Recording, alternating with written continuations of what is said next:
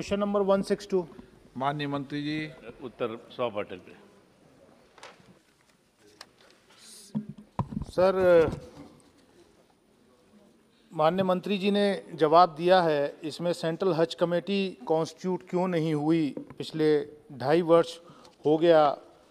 और मैंने एक सवाल अनस्टार्ट क्वेश्चन में 839 जो 2 दिसंबर को माननीय मंत्री जी ने सदन के पटल पर रखा, उसमें भी लगभग प्रक्रिया समझाई गई कि वेरियस इंस्टीट्यूशंस जो मिनिस्ट्री ऑफ माइनॉरिटी अफेयर्स के अंडर में आते हैं उनके का कॉन्स्टिट्यूशन रिकॉन्स्टिट्यूशन क्यों नहीं हो रहा है। इवन इस सदन से भी 2 सदस्य जो है वो कई इंस्टीट्यूशंस में जाते हैं, उनको भी नहीं लिया गया। 2.5 साल हो गया। मैं आपके माध्यम से, माननीय मंत्री जी ने इसमें आखिर में प्रक्रिया समझाते हुए लिखा है कि मैटर सब जुडिस है।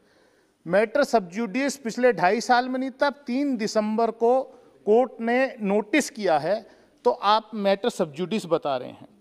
हज कमेटी का कॉन्स्टिट्यूशन टाइमली ना होने से पिछले कई वर्षों से इतनी दिक्कत हुई है। भले ही हज नहीं हुआ पिछले 2 साल में, लेकिन जो 21 जगह से फ्लाइट्स हज की जाती थीं, जिसमें वाराणसी भी था, चेन्नई भी था, इवन कई मुख्यमंत्रियों ने लेटर लिखा है, तो ये सब अपना एडमिनिस्ट्रेशन करके कई जगह। मैं प्रश्न पूछ रहा हूं माननीय सभापति जी, आपका संरक्षण मुझे चाहिए अध्यक्ष महोदय। संरक्षण जब भी मिलेगा जब प्रश्न पूछोगे। प्रश्न पूछ रहा हूं मैं वही पूछ रहा हूं कि आखिर ऐसा कॉन्स्टिट्यूशन क्यों नहीं हो। और उसके साथ साथ एक जो हज के तरफ से ये आता था कि सब्सिडी बहुत दी जाती है। अच्छा हुआ ये सब्सिडी खत्म हुई, क्योंकि ये जो हाजी थे, जो जाने वाले थे, उस समाज के लोगों से बार बार वो ये पहल होती थी कि ये सब्सिडी महाराजा को ना दे करके ये सब्सिडी खत्म की जाए।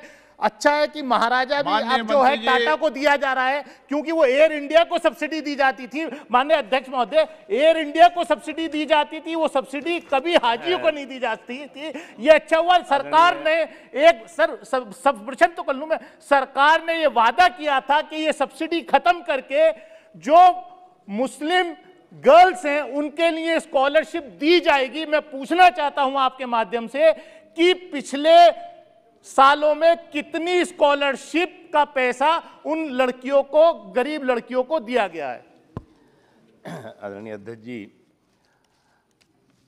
सबसे पहले तो जो माननीय सदस्य ने कहा है कि हज कमेटी और हज कमेटी के कारण पूरी की पूरी हज की व्यवस्था में दिक्कत आ रही, मैं जानकारी आपके माध्यम से देना चाहूँगा कि हज प्रोसेस और हज प्रक्रिया में हज committee of India, ministry of minority affairs, ministry of health, ministry of civil aviation, ministry of home और कई विभागों के साथ साथ जो जद्दा में हमारे CGI हैं, उनकी पूरी की पूरी टीम लग करके और हज को सुगम तरीके से, सरल तरीके से, सफल तरीके से हो सके, इस काम को करते हैं।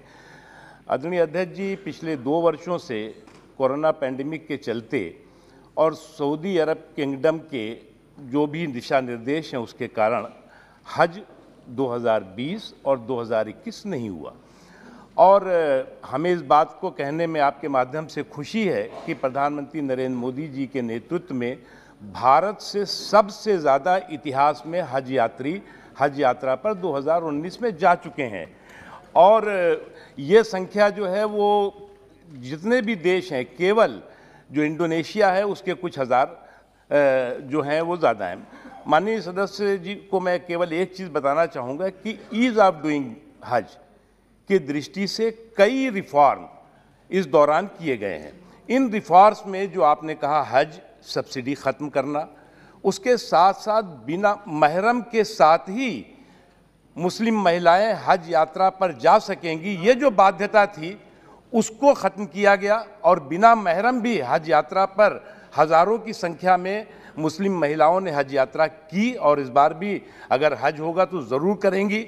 उसके साथ साथ हमने 100% पूरी की पूरी हज प्रक्रिया को ऑनलाइन और डिजिटल बनाया है। और मुझे इस बात को कहने में इस सदन में खुशी है कि भारत पहला देश है जिसने पूरी की पूरी अपनी हज प्रक्रिया को ऑनलाइन और डिजिटल किया है, जिसकी वजह से ट्रांसपेरेंसी आई है, जो मिडिल मैन है उनका खात्मा हुआ है और सरल और सफल तरीके से हज यात्रा हो रही है। उसके अलावा ई टैगिंग की व्यवस्था इसी दौरान 3-4 सालों के अंदर हमने की है। ई मसीहा, यानी कि जो भी हज यात्री जाते हैं उनके स्वास्थ्य की, उनके सुरक्षा की सुविधा की व्यवस्था हम यहाँ और सऊदी अरब में जो हमारा काउंसलेट है वो करता है। मोबाइल ऐप, इस बार हमने जितनी, इससे पहले 3 सालों में जितनी भी एप्लीकेशंस आ रही हैं डिजिटल आ रही हैं या मोबाइल ऐप के ज़रिए आ रही हैं।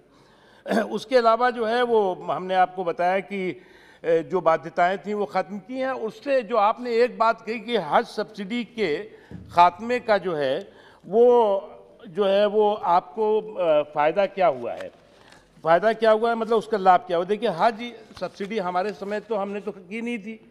हज सब्सिडी तो बहुत दिनों से झुंझुना था, झुंझुना भी नहीं था बल्कि एक छल था, पॉलिटिकल छल। मैं आपको केवल इतना जानकारी देना चाहता हूं कि हज सब्सिडी खत्म करने के बाद भी हमारी सरकार की ट्रांसपेरेंसी, हमारे सरकार की नेक नियति का नतीजा है कि जब सब्सिडी थी तो श्रीनगर से जो हज यात्री हज यात्रा पर जाते थे उन्हें देना पड़ता था 1,97,783 रुपीज़, 1,97,783 रुपीज़। और जब हमने हज सब्सिडी खत्म कर दी तो हज यात्रियों को कितना देना पड़ रहा है? 86,000।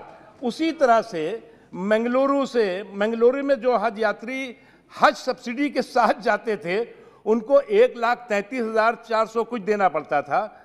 हज सब्सिडी खत्म करने के बाद 80,000 रुपया बेंगलुरु के हज यात्रियों को देना पड़ा। भोपाल से लेकर के, नागपुर से लेकर के, मुंबई से लेकर के सभी जगहों पे बहुत बड़ी तादाद में हज सब्सिडी खत्म तो हुई लेकिन हज का किराया नहीं बढ़ा। इसका मुख्य कारण है कि बिचौलियों का और जो बीच में इस तरह के लोग जो गड़बड़ झाला करते थे उनका खात्मा हुआ है। अब सवाल है हज सब्सिडी, हज कमेटी का। आपने जो कहा हज कमेटी के न बनने से सारे काम रुक गए, मैंने आपको पहले ही बताया कि हज प्रक्रिया में अलग अलग विभाग, अलग अलग संस्थाएं लग करके काम करती हैं, उसमें हज कमेटी का भी महत्वपूर्ण योगदान और भूमिका है। लेकिन क्योंकि 2 वर्षों से कोरोना पैंडेमिक के कारण हज नहीं हो पा रहा है, वो प्रक्रिया अभी जो है वो प्रोसेस में थी, लेकिन सुप्रीम कोर्ट में किसी ने PIL वगैरह की, उसकी वजह से हम उसका पूरा डिटेल आपको आंसर नहीं दे पाया और इसलिए मैंने कहा है कि मैटर इज सब जुडिस। माननीय सदस्य। सर, माननीय मंत्री जी ने इधर उधर की बात खूब करी, लेकिन जो स्पेसिफिक मेरा क्वेश्चन था कि हज कमेटी पिछले 2.5 वर्ष में क्यों नहीं कॉन्स्टिट्यूट हुई। कोर्ट में कोई पुराना हज कमेटी का मेंबर सर दिसंबर में गया है, आपको परसों नोटिस मिला है 3 तारीख को, और आप कह रहे पैंडेमिक के चलते हज कमेटी को। ये पार्लियामेंट ने एक्ट बनाया है कि सेंट्रल हज कमेटी को कॉन्स्टिट्यूट करना है। कितनी स्टेट में हज कमेटी इस काम कर रही है, आपकी जिम्मेदारी है। मैं अध्यक्ष महोदय, मैं यही कहना चाहता हूं कि आपने इस दौरान अगर हज कमेटी होती तो आप कंसल्ट करते। आपने 11 डिसएम्बार्केशन पॉइंट्स को खत्म कर दिया, चेन्नई से खत्म कर दिया, वाराणसी जहां से पूरा पूर्वांचल, बिहार, ईस्टर्न यूपी के हाजी लोग जाते थे, वो खत्म कर दिया। मेरा सिर्फ इतना पूछना है कि आपके एडमिनिस्ट्रेटिव कंट्रोल में जितने इंस्टीट्यूशंस हैं उनको आप रिकंस्टिट्यूट क्यों नहीं कर रहे हैं? आप खाली अपने कंट्रोल में रख के जो इंडिपेंडेंट बॉडीज हैं उनका कॉन्स्टिट्यूशन क्यों नहीं हो रहा? सेंट्रल वक्फ काउंसिल के लिए 2 मेंबर यहां से जाने चाहिए, आपने क्यों नहीं आज तक लिए? हज कमेटी क्यों नहीं कॉन्स्टिट्यूट की? सीधा सीधा जवाब दीजिए। आप कहते हैं, आपका नारा है सरकार का सबका साथ, सबका विकास, सबका विश्वास, सबका प्रयास, तो हज कमेटी वाले भी प्रयास करें ना। आप सब कुछ कंट्रोल में रखना चाहते हैं। माननीय सदस्य, भाषण नहीं, ये प्रश्नकाल है। गलत बात, आपकी बात कोर्ट में नहीं आएगी। माननीय मंत्री सर, माननीय सदस्य बहुत आप उनकी तरफ जो मेरी जब देख के माननीय सदस्य उनकी बात कोई रिपोर्ट नहीं। माननीय सदस्य खुद ही सवाल कर रहे हैं और खुद ही जवाब भी दे रहे हैं। माननीय सदस्य ने कहा कि 2 सालों से क्यों नहीं हुआ। अभी मैंने उनके ही प्रश्न के उत्तर में कहा कि 2 वर्षों से कोरोना पैंडेमिक की वजह से हज यात्रा नहीं हुई, और हज यात्रा नहीं हुई जिस पूरे देश और पूरी दुनिया उससे दो चार रही है। उसके अलावा हमने कहा कि वो प्रक्रिया शुरू हुई थी, किसी सज्जन ने सुप्रीम कोर्ट में पीआईएल किया, वो मैटर सब जुडिस है। इतना हमने तो बहुत सिंपल सा जवाब दिया है, तो आप नाराज क्यों हो रहे हैं?